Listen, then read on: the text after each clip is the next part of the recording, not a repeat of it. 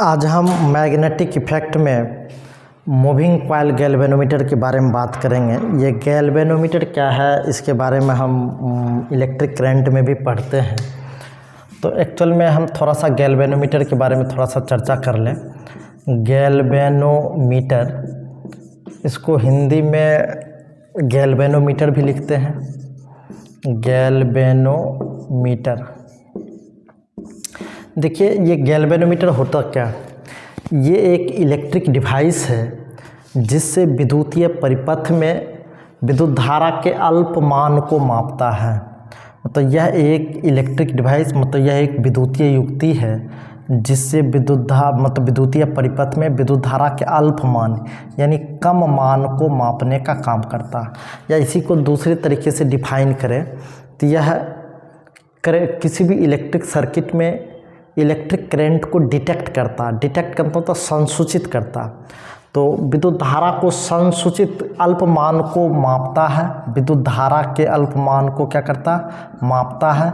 या इसी में अगर लिख दें कि विद्युत धारा को संसूचित करता, मतलब डिटेक्ट करता, विद्युत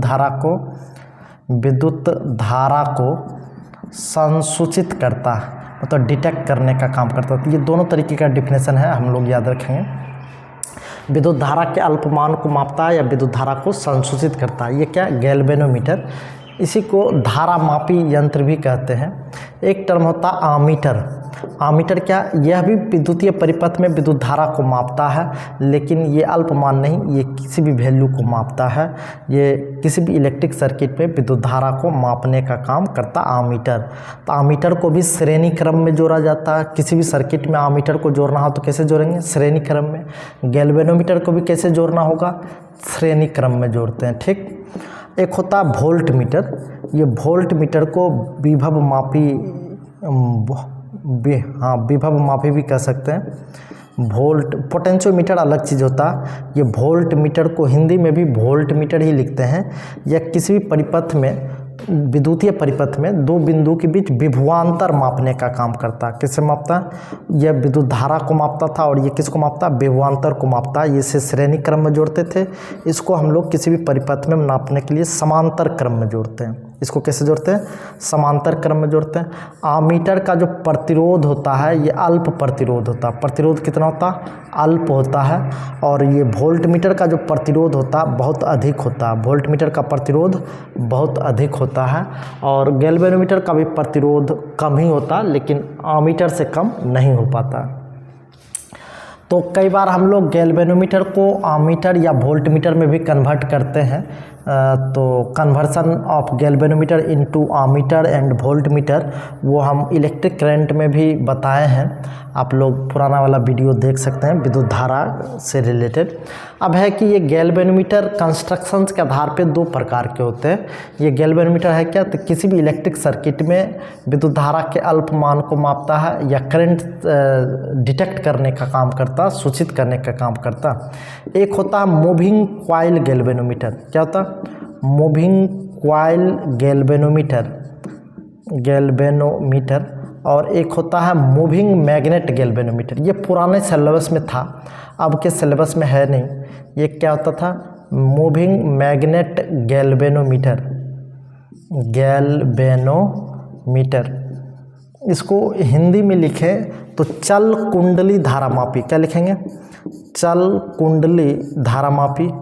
और उसको हिंदी में लिखेंगे तो चल चुंबक। चल मतलब जो मूवेबल है, मूव कर रहा, चल चुंबक धारामापी।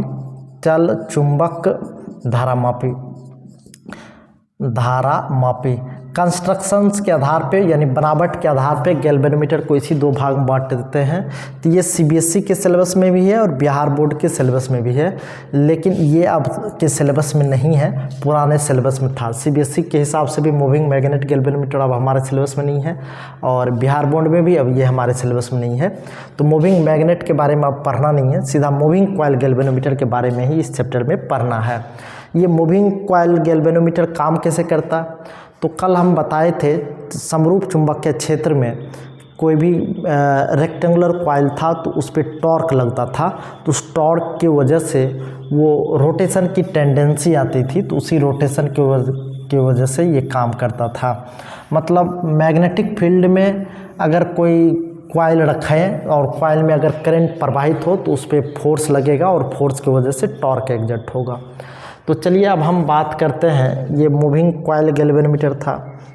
तो कई बार 5 नंबर में पूछा जाता है मूविंग कॉइल गैल्वेनोमीटर का कंस्ट्रक्शंस और वर्किंग और उससे रिलेटेड 1-2 टर्म, उसमें सेंसिटिविटी ऑफ गैल्वेनोमीटर के बारे में डिफाइन करें। तो सीबीएसई बोर्ड में भी ये क्वेश्चन पूछा जाता है और बिहार बोर्ड में भी कई बार पूछा है। चल कुंडली धारामापी, उसी में 1-2 टर्म आता है रेडियल फील्ड का। तो रेडियल फील्ड यानी त्रिज्य क्षेत्र, त्रिज्य क्षेत्र क्यों लगाते हैं या क्यों लगाया जाता है, इन सब के बारे में। तो चलिए हम मूविंग कॉइल गैल्वेनोमीटर के बारे में हम बात करें। तो मूविंग कॉइल गैल्वेनोमीटर क्या है, इसके बारे में हम चर्चा करने की ज़रूरत नहीं समझते। तो मूविंग कॉइल गैल्वेनोमीटर क्या होता? तो गैल्वेनोमीटर एक डिवाइस है जिससे परिपथ में विद्युत धारा के अल्पमान को मापा जाता था। मूविंग कॉइल गैल्वेनोमीटर में क्या होता है कि इसमें कॉइल मूव करने का काम करता है। और इसका कंस्ट्रक्शंस, बनावट क्या है, तो बनावट के बारे में हम बात करेंगे। कंस्ट्रक्शंस या बनावट में हम इसका क्या बनाएंगे, डायग्राम। तो इसके लिए सबसे पहले हम देखेंगे कि किस तरीके का ये बनावट है। मान लेते हैं कि ये 2 नॉर्थ पोल और साउथ पोल 2 मैग्नेट है। नॉर्थ पोल और साउथ पोल, ये नॉर्थ पोल है और ये साउथ पोल है। नॉर्थ पोल और साउथ पोल 2 मैग्नेट है। इसी मैग्नेट के बीच में एक रेक्टेंगुलर कॉइल रखा गया है। इस मैग्नेट के बीच में एक रेक्टेंगुलर कॉइल रखा गया है। ये एक रेक्टेंगुलर कॉइल रखा गया।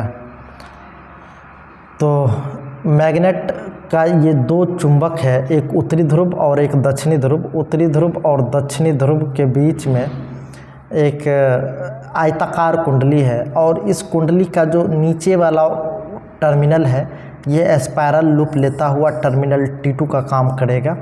और ये जो फर्स्ट टर्मिनल है ये एक विशेष तरीके के एलॉय यानी मिश्र धातु का बना होता है जो फास्फर ब्रॉन्ज का बना होता है।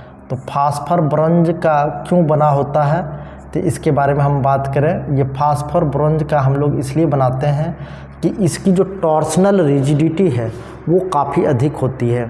सिंपल वायर अगर रहेगा कॉपर का तो वो उसको ट्विस्ट करने पर वो टूट जाएगा, जल्दी टूट जाएगा। लेकिन ये फास्फर ब्रॉन्ज का जो तार होता है, ये फास्फर ब्रॉन्ज के तार को बहुत बार अमेठने के बावजूद भी या अमेठन पड़ने के बावजूद भी ये जल्दी टूटता नहीं है। इसकी टॉर्सनल रिजिडिटी काफ़ी अधिक होती है, इसलिए फास्फर ब्रॉन्ज के तार का उपयोग किया जाता है। कई बार ऑब्जेक्टिव में पूछा ही है कि किस तरीके के तार से इसको लटकाया जाता है। और ये ऊपर वाला जो हेड है ये टॉर्सनल हेड इसको कहते हैं। टॉर्सनल हेड हिंदी में अगर लिखें तो इसको मरोड़ टोपी कहते हैं। क्या कहते हैं? मरोड़ टोपी कहते हैं। टॉर्सनल हेड, मरोड़ टोपी। और ये जो वायर है इस वायर को हम लोग बोलते हैं phosphor bronze, PHOR, phosphor bronze, BRONZ, phosphor bronze का तार होता है। ये कांसे का तार होता है। और ये जो आयताकार कुंडली है इसके ऊपर एक मिरर लगा होता है जिस मिरर का नाम है M। मिरर का नाम क्या है? M। तो फास्फर ब्रॉन्ज के वायर।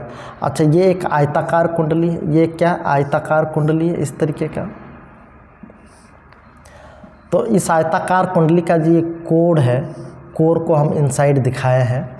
ये टर्मिनल T1 का काम करेगा। यहाँ भी एक टर्मिनल T1 निकालना पड़ेगा। तो इसके नीचे से, टॉर्सनल हेड के नीचे से एक टर्मिनल T1 निकाले तो ये कुछ यूँ इस तरीके का एक तार आएगा जो टर्मिनल T1 का काम करेगा। यह है मूविंग कॉइल गैल्वेनोमीटर। एक आयताकार कुंडली है, ये नॉर्थ पोल और साउथ पोल के बीच में हैंग किया हुआ है। ये मरोड़ टोपी के अबाउट ये रोटेशन का काम करता है यानी घूमने का काम करता है। तो अब है कि ये तो साइड व्यू है। तो साइड व्यू है, जैसे किसी मकान को हम सामने से देखते हैं, साइड से देखते हैं या ऊपर से देखते हैं। तो साइड व्यू, फ्रंट व्यू ये सब देखना पड़ता है। तो ये फ्रंट व्यू नहीं है, साइड व्यू है। अगर हम फ्रंट व्यू देखेंगे तो ये भी मूविंग कॉइल गैल्वेनोमीटर का फर्स्ट डायग्राम है। इसका अगर फ्रंट व्यू देखेंगे तो फ्रंट व्यू किस तरीके का होता है।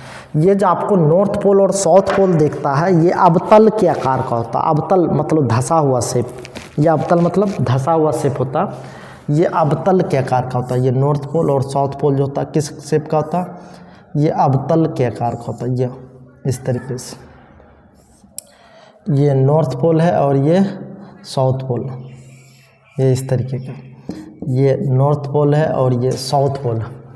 इस बीच में हम क्या करते हैं ना, इस बीच में हम एक कॉइल रखे हैं। तो ये जो कॉइल होता है इस तरीके का होता है।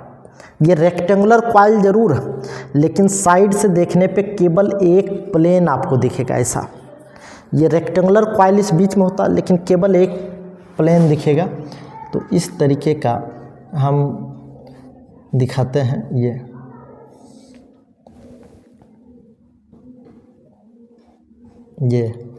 एक रेक्टेंगुलर कॉइल, ये क्या रेक्टेंगुलर कॉइल है और ये एक सेंटर है। ये क्या सेंटर है, ये एक रेक्टेंगुलर कॉइल है।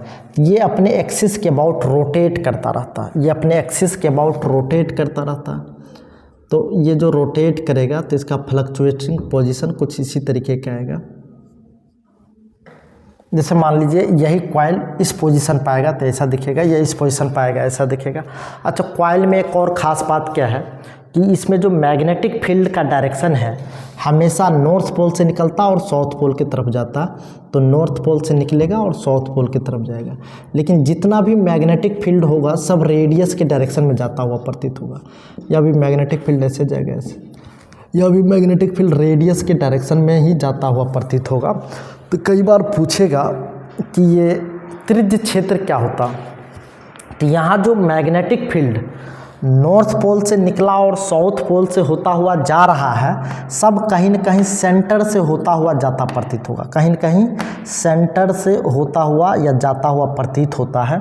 इसी को हम लोग रेडियल फील्ड कहते हैं। रेडियल फील्ड मतलब त्रिज्य क्षेत्र, यानी ये जो चुंबकीय क्षेत्र है ये त्रिज्या के दिशा में होता। अच्छा, कई बार ये भी पूछता है कि ये त्रिज्या के दिशा में क्यों लगाते हैं। क्योंकि टॉर्क का जो फार्मूला आता था ना, NIAB sin थीटा होता था। और ये जो थीटा है, थीटा ये किसके बीच का एंगल था, एरिया वेक्टर और मैग्नेटिक फील्ड वेक्टर। तो एरिया वेक्टर और मैग्नेटिक फील्ड वेक्टर के बीच का जो एंगल है ये 90 डिग्री है। तो चूँकि ये मैग्नेटिक फील्ड है और एरिया इससे परपेंडिकुलर होता था, किसी भी डायरेक्शन में कॉइल चले जाए तो मैग्नेटिक फील्ड से एरिया वेक्टर हमेशा परपेंडिकुलर होगा। तो परपेंडिकुलर होने का मतलब थीटा 90 डिग्री का बनाएगा। तो थीटा 90 डिग्री का बनाएगा, ये sin 91 आएगा। तो टॉर्क जो है हमेशा मैक्सिमम लगेगा 90 डिग्री पे। यही टॉर्क मैक्सिमम एग्जर्ट होने के लिए ये रेडियल फील्ड का इस्तेमाल करते हैं ताकि टॉर्क मैक्सिमम लगे। अच्छा, टॉर्क मैक्सिमम लगने से क्या होगा, तो इसमें रोटेशन की टेंडेंसी अधिक होगी। तो कोई पूछेगा त्रिज्य क्षेत्र क्यों आरोपित किया जाता है, तो हम बोलेंगे क्योंकि बलाघूर्ण अधिकतम लगता है और प्रत्येक स्थिति में कुंडली के क्षेत्रफल और चुंबकीय क्षेत्र के बीच 90 डिग्री का एंगल बनता है, जिसकी वजह से टॉर्क अधिकतम लगता है। इसलिए हम लोग त्रिज्य क्षेत्र आरोपित करते हैं। ये फ्रंट व्यू, तो फ्रंट व्यू देखने में ऐसा ही होता। अब है कि ये काम कैसे करता है, तो काम कैसे करता है, ये था बनावट। अच्छा, बनावट में केवल डायग्राम नहीं बनाना है, डायग्राम बना के डायग्राम में जो सब चीज़ आपने लगाया है उसको शब्द में यानी वर्ड में लिखना पड़ता है। तो देखेंगे एक लाइन हम बोल देते हैं कि आप लोग वीडियो को पॉज कर करके लिख लेंगे, नहीं तो बाद में, चूँकि बोर्ड एग्ज़ाम में जब तक इसको सही तरीके से लिखेंगे नहीं तब तक आपको मार्क्स मिलने वाला नहीं है। तो हम लिखते हैं, चुंबक के दो ध्रुव उत्तरी तथा दक्षिणी ध्रुव के बीच में एक आयताकार कुंडली रखा गया है और आयताकार कुंडली को फास्फोर ब्रोंज यानी तार के, ये फास्फोरस के मतलब कांसा है, फास्फोर ब्रोंज के तार के सहारे इसको लटकाया गया है, जिसके अंतिम छोर पर एक मरोड़ टोपी लगा होता है जिसको टॉर्सनल हेड कहते हैं। इसी मरोड़ टोपी के परितः ये कुंडली घूमने का काम करता है। इसी मरोड़ टोपी के परितः ये घूमने का काम करता है और इसके मतलब आयताकार कुंडली के जस्ट ऊपर एक समतल दर्पण M लगा होता है, जिसमें कि डिफ्लेक्शन का रीडिंग हम लोग लेते हैं और टॉर्सनल हेड के नीचे एक दूसरे तार के सहारे टर्मिनल T1 लगा होता। टॉर्सनल हेड के नीचे एक दूसरे तार के सहारे एक टर्मिनल T1 लगा होता और कुंडली के दूसरे छोर पर सर्पिनुमा तार यानी एस्पायरल लूप तार होता जो टर्मिनल T2 का काम करता है। कम से कम इतना चीज़ हम इसमें मेंशन कर देंगे। तो अब है कि ये काम कैसे करता है। ये आयताकार कुंडली है, इसको जैसे ही सर्किट से जोड़ेंगे श्रेणी क्रम में, जैसे मान लीजिए किसी सर्किट में इसको ले जाना है, किसी सर्किट में विद्युत धारा चेक करना है कि जा रहा नहीं, तो उसको बीच से काटेंगे और एक को टर्मिनल T1 से जोड़ेंगे, एक इंड को बीच, जैसे मान लीजिए इस परिपथ में विद्युत धारा जा रहा है या नहीं जा रहा चेक करना, यहाँ से काटेंगे, एक को टर्मिनल T1 से कनेक्ट करेंगे और दूसरे को टर्मिनल T2 से कनेक्ट करेंगे, तो इसमें विद्युत धारा प्रवाहित होगा। इसमें विद्युत धारा जैसे ही प्रवाहित होगा तो ये कॉइल है, तो कॉइल पे फोर्स लगेगा। क्यों? क्योंकि कल भी बताए थे कि समरूप चुंबकीय क्षेत्र में अगर कोई कॉइल है तो उस पर फोर्स लगेगा। समरूप चुंबकीय क्षेत्र में अगर कोई कॉइल है, मतलब विद्युत धारा प्रवाहित हो रहा तो उस पर फोर्स लगेगा और फोर्स लगने की वजह से उसमें रोटेशन का टेंडेंसी आएगा, तो ये घूमने लगेगा। ये जैसे रोटेशन का टेंडेंसी आएगा तो पुराने ज़माने में एक सूत काटने यानी डोरी काटने का मतलब बुनने का एक डिवाइस आता था, युक्ति कह सकते हैं, जिसको हम लोग टरवा बोलते थे। तो उसको एक बार रोटेट कर दिए ना, 5 फेरा या 10 फेरा लगा दिए, तो बाद में वो रिवर्स डायरेक्शन में रोटेट करने लगता था। इस तरीके का घिरनी भी आता। जैसे मान लीजिए किसी डोरी में आप किसी मोटे लकड़ी को बांध करके 10 बार आप रोटेट कर देते हैं तो वह पुनः रिवर्स डायरेक्शन में रोटेशन की टेंडेंसी आती है। तो इस परिपथ में जैसे ही विद्युत धारा प्रवाहित होगा तो विद्युत धारा प्रवाहित होने की वजह से इस पर बल और बलाघूर्ण लगेगा, तो बलाघूर्ण लगने की वजह से इस फास्फोर ब्रोंज के तार में ट्विस्टनेस आएगी, उसमें अमेंठन आएगा। तो अमेंठन आने की स्थिति में एक समय टॉर्क अमेंठन मैक्सिमम लग जाएगा, तो बाद में वह पुनः रिवर्स डायरेक्शन में उसी टड़वा की तरह वो रोटेट करेगा। तो रिवर्स डायरेक्शन में रोटेट करता है तो उसको हम लोग देखेंगे कि संतुलन की स्थिति में यानी साम्य की स्थिति में कितना टॉर्क लगता है। तो अब प्रयोग यानी वर्क कैसे करता है, क्रियाविधि के बारे में अगर हम बात करें, वर्किंग कैसे करेगा, ये वर्किंग यानी क्रियाविधि अगर हम देखना चाहें तो लिखेंगे, जिस परिपथ में विद्युत धारा को मापना होता है उस परिपथ को काटकर एक छोर को टर्मिनल T1 से दूसरे छोर को टर्मिनल T2 से जोड़ते हैं। टर्मिनल T1 और T2 को जोड़ने पर इसमें विद्युत धारा प्रवाहित होती है और विद्युत धारा प्रवाहित होने की वजह से कुंडली के आयताकार कुंडली पर एक बलाघूर्ण उत्पन्न होता है जिसको हम लोग डिफ्लेक्शन टॉर्क कहते हैं, डिफ्लेक्टिंग टॉर्क। तो डिफ्लेक्टिंग टॉर्क का फार्मूला बताए थे, टॉ इक्वल कितना होगा, तो NIAB sin थीटा। इसमें कोई पूछेगा n क्या है, तो कुंडली में उपस्थित कुल फेरों की संख्या, I क्या, तो इसमें प्रवाहित होने वाली विद्युत धारा, और A क्या, तो कुंडली का क्षेत्रफल, B क्या, चुंबकीय क्षेत्र, और थीटा क्या, तो एरिया वेक्टर और मैग्नेटिक फील्ड वेक्टर के बीच का एंगल। तो AB मतलब एरिया वेक्टर किसका, तो कॉइल का, कुंडली का एरिया वेक्टर और मैग्नेटिक फील्ड वेक्टर के बीच का ये एंगल है। अच्छा देखेंगे, जैसे मान लीजिए एक तार है, इस तार में अमेंठन आया, तो अमेंठन आने की वजह से इसमें कुछ न कुछ डिफ्लेक्शन तो हुआ। इसमें एक बार अगर अमेंठन सही से आ गया, तो अमेंठन अगर सही से आ गया तो बाद में इसको छोड़ेंगे तो रिवर्स डायरेक्शन में ये रोटेट करता, तो इसको बोलते हैं डिफ्लेक्टिंग टॉर्क। क्या बोलते हैं, डिफ्लेक्टिंग टॉर्क। डिफ्लेक्टिंग टॉर्क अगर इसको हिंदी में लिखें तो विक्षेपक बलाघूर्ण। तो इसी के रिवर्स डायरेक्शन में एक होता है रीस्टोरिंग टॉर्क, बाद में जो रिवर्स डायरेक्शन में मूव करेगा तो इसको बोलते हैं रीस्टोरिंग टॉर्क। तो ये रीस्टोरिंग टॉर्क होगा कितना, इसको बोलते हैं पुनर्संचित बलाघूर्ण। पुनर्संचित या पुनर्संचयन बल आघूर्ण या पुनर्संचित बल आघूर्ण लिख देते हैं, पुनर्संचित बल आघूर्ण। तो इसी रीस्टोरिंग टॉर्क की वजह से वो रिवर्स डायरेक्शन में रोटेट करेगा। एक बात और देखना होगा, इसमें जितना ज़्यादा अमेंठन होगा, इस तार में जितना ज़्यादा ट्विस्टनेस आएगा, बाद में ये उतना ज़्यादा रिवर्स डायरेक्शन में फॉलो करेगा। तो इसमें जो तार में एंठन आया वो टॉ जो है डायरेक्टली प्रोपोर्शनल टू फाई से। फाई क्या, जैसे मान लीजिए एक बार रोटेट किया तो 2 पाई एंगल, दूसरी बार रोटेट किया तो 4 पाई, चौथी बार किया तो इसे हमेशा जितनी बार रोटेट करेगा उतना इंटू 2 पाई से मल्टीप्लाई करेंगे जाएंगे। तो ये फाई क्या है, उस तार में जो कुल अमेंठन आया, अमेंठन की वजह से डिफ्लेक्शन है। तो टॉ डायरेक्टली प्रोपोर्शनल टू फाई। ये टॉ कौन सा टॉ है, तो रीस्टोरिंग, बाद में अमेंठन के बाद जो ये अपने आप को रिवर्स डायरेक्शन में रीस्टोर करने के लिए रोटेट करेगा, वो tau directly proportional to phi. Phi क्या, अमेंठन, जैसे एक बार अमेठे तो पाई 2 पाई का एंगल, 2 बार अमेठे तो 4 पाई का एंगल, 5 बार अमेठेंगे तो 10 पाई का एंगल, 50 बार अमेठेंगे तो 100 पाई का एंगल। तो हमेशा 2 पाई से रोटेट होता जाएगा, क्योंकि अमेंठन जो है एक बार कंप्लीट रोटेट करने पे 2 पाई का एंगल बनाता है। तो ये टॉ डायरेक्टली प्रोपोर्शनल टू फाई। ये रीस्टोरिंग, जितना ज़्यादा डिफ्लेक्शन होगा उतना ज़्यादा पुनर्संचित बल लगेगा। यहाँ समानुपाती का चिन्ह हटाएंगे, समानुपाती नियतांक के रूप में सी आता। तो सी क्या, तो सी जो है टॉर्सनल कांस्टेंट है। तो अगर हम संतुलित अवस्था की स्थिति में, ये साम्य अवस्था की स्थिति में हम देखें, साम्य अवस्था के लिए या फॉर इक्विलिब्रियम, तो ये जो टॉ है, ये सी फाई समीकरण, साम्य अवस्था के लिए समीकरण एक और दूसरे, तो C phi equal to N I A B sine theta. तो N I A B sine theta, तो फाई इक्वल क्या होगा, N I A B sine theta divided by C. ये जो फाई है ये directly phi is equal to क्या हो गया, N I A B sine theta बटे सी।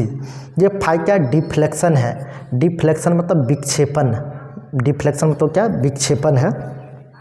तो ये जो फाई है सिर्फ और सिर्फ किस बात पे डिपेंड करेगा, तो आई पे डिपेंड करेगा, चूँकि एरिया और मैग्नेटिक फील्ड और नंबर ऑफ टर्न्स और ये जो टॉर्सनल कांस्टेंट होता है ये सब फिक्स होता है। टॉर्सनल कांस्टेंट ये मटेरियल के क्वालिटी पे डिपेंड करता है सी, बाद बाकी सी डायरेक्ट मतलब फाई डायरेक्टली प्रोपोर्शनल टू आई है। मतलब इसी तरीके से इसमें तार में जितना एंठन आएगा, अमेठन आएगा, उसी एंठन के डायरेक्टली प्रोपोर्शनल है आई। तो इसका एंठन का रीडिंग हम मिरर से लेते हैं, और इसी मिरर में जितना ज़्यादा एंठन दिखाएगा उस हिसाब से वो करंट इंडिकेट करता जाता है। तो विद्युत धारा का जो अनुपात है या विद्युत धारा कितना अमाउंट में आया, ये डिफ्लेक्शन से पता चलता है, जिस हिसाब से वहाँ रीडिंग हम लोग देख करके पता करते हैं कि इसमें कितना विद्युत धारा है, 1 मिली एम्पियर का है या 2 मिली एम्पियर का। तो जैसे निडल होता है ना घड़ी में, निडल के हिसाब से पता चलता है कि 1 पे सुई है कि 5 पे सुई है, उस हिसाब से ये मेंटन के हिसाब से ये करंट का रीडिंग इंडिकेट किया हुआ होता है। तो इसी तरीके से ये काम करता है, ये क्रियाविधि हुआ मूविंग कॉइल गैल्वेनोमीटर का। अब है कि इसमें त्रिज्य क्षेत्र क्या है, तो त्रिज्य क्षेत्र के बारे में बोले कि इसमें जो चुंबकीय क्षेत्र होता है वो त्रिज्या की दिशा में प्रवाहित होता है, जिसको हम लोग त्रिज्य क्षेत्र कहते हैं। त्रिज्य क्षेत्र क्यों लगाया जाता है, तो बल आघूर्ण अधिकतम लगे, इसके लिए त्रिज्य क्षेत्र आरोपित किया जाता है। इसी में एक आता है sensitivity of galvanometer. Sensitivity of galvanometer, sensitivity of galvanometer का मतलब हुआ धारामापी में की सुग्राहिता। तो धारामापी की जो सुग्राहिता है ये 2 तरीके का होता है, एक होता है करंट सेंसिटिविटी। तो करंट सेंसिटिविटी ऑफ गैल्वेनोमीटर क्या होता है, sensitivity, current sensitivity of galvanometer. तो ये फाई इक्वल टू होगा N I A B sine theta बटे सी। तो ये करंट सेंसिटिविटी क्या था, जैसे मान लीजिए आई करंट की वजह से जो डिफ्लेक्शन हुआ वो फाई हुआ, तो यूनिट करंट की वजह से डिफ्लेक्शन कितना होगा, फाई बटे आई। तो इसी को बोलते हैं करंट सेंसिटिविटी। तो इसको हम लिखेंगे तो फाई बटे I is equal to N A B sine theta बटे सी। तो ये क्या है, current sensitivity, current current sensitivity, इसको बोलते हैं धारामापी की धारा सुग्राहिता, धारामापी की धारा सुग्राहिता।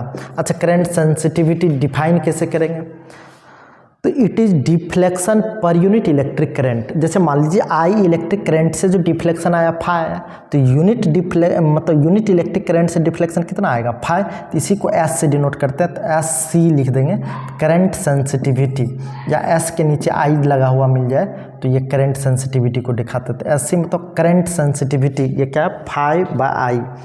तो करंट सेंसिटिविटी ऑफ गैल्वेनोमीटर क्या होता है, एस से, ये N A B sine theta, N A B sine theta बटे सी, ये करंट सेंसिटिविटी ऑफ गैल्वेनोमीटर।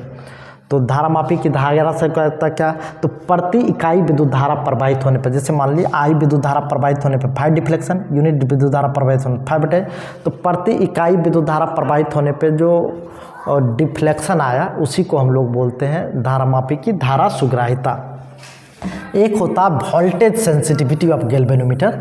तो वोल्टेज सेंसिटिविटी ऑफ गैल्वेनोमीटर को भी अगर डिफाइन करना हो तो it is defined as the voltage per unit, मतलब डिफ्लेक्शन पर यूनिट वोल्टेज। जैसे मान लीजिए V वोल्टेज में जो डिफ्लेक्शन हुआ वो फाई हुआ, तो यूनिट वॉल्यूम में जो, मतलब यूनिट वोल्टेज में जो डिफ्लेक्शन होगा ये 5 बटे V होगा। देखो V वोल्टेज आरोपित होने पे जो डिफ्लेक्शन हुआ 5 हुआ, तो इकाई वोल्टेज आरोपित होने पे जो डिफ्लेक्शन होगा 5 बटे V, तो इसी को बोलते हैं वोल्टेज सेंसिटिविटी। वोल्टेज सेंसिटिविटी मतलब प्रति इकाई विभवांतर का, प्रति इकाई विभवांतर उत्पन्न होने पर जो डिफ्लेक्शन प्राप्त होता, प्रति इकाई विभवांतर उत्पन्न होने पे जो डिफ्लेक्शन प्राप्त होता उसी को वोल्टेज सेंसिटिविटी कहते हैं। तो वोल्टेज सेंसिटिविटी कहाँ से आएगा, तो पुनः सी फाई इक्वल टू हम लिखेंगे NI/AB साइन थीटा।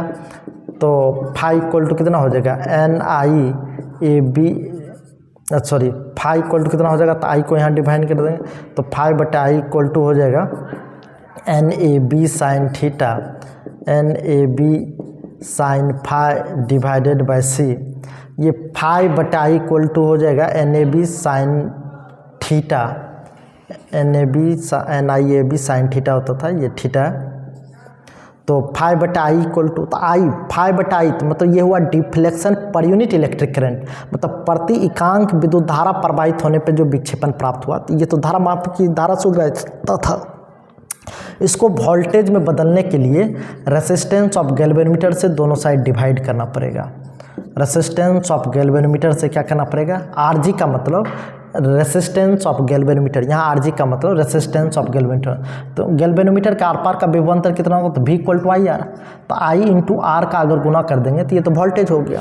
तो यही 5 बटे V, इसी को बोलते हैं डिफ्लेक्शन पर यूनिट वोल्टेज। इसी को क्या बोलते हैं, डिफ्लेक्शन पर यूनिट वोल्टेज, जिसको हम लोग वोल्टेज सेंसिटिविटी कहते हैं, जिसको हम लोग क्या कहते हैं, वोल्टेज सेंसिटिविटी।